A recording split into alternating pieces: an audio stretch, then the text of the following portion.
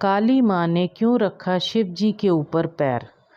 प्राचीन काल में राक्षस अपनी तपस्या के बल पर ऐसी शक्तियाँ प्राप्त कर लेते थे जिनके सामने टिकना देवताओं के लिए भी मुश्किल हो जाता था। राक्षस अपनी शक्तियों का प्रयोग करके आतंक और भय फैलाते थे। ऐसे ही एक घटना रक्तबीज नामक के राक्षस से जुड़ी है।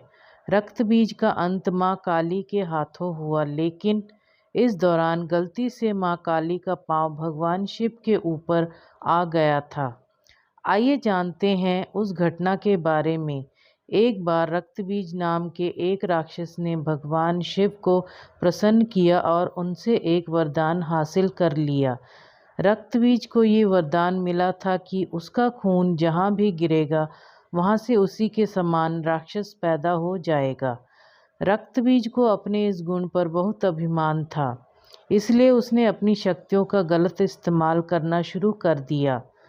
घमंड में चूर रक्तबीज ने देवताओं को युद्ध के लिए ललकारा। देवता रक्तबीज से लड़ने के लिए आ गए, लेकिन जहाँ भी रक्तबीज का रक्त गिरता वहाँ से एक और रक्तबीज पैदा हो जाता। इसका परिणाम ये हुआ कि बहुत सारे रक्तबीज पैदा हो गए, जिन्हें हराने का कोई रास्ता देवताओं को दिखाई नहीं दे रहा था।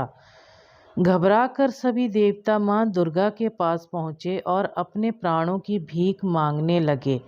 माँ दुर्गा ने रक्तबीज के वध के लिए काली का रूप धारण कर लिया।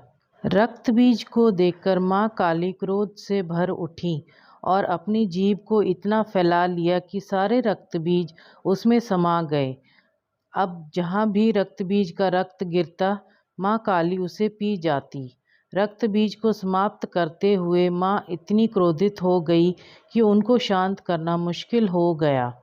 काली माँ का ये रूप विनाशकारी हो सकता था, इसलिए सभी देवता भगवान शिव के पास पहुँचे और बोले कि आप ही माँ का क्रोध शांत कर सकते हैं। माँ काली के क्रोध को शांत करना भगवान शिव के लिए भी आसान नहीं था, इसलिए भगवान शिव काली माँ के मार्ग में लेट गए।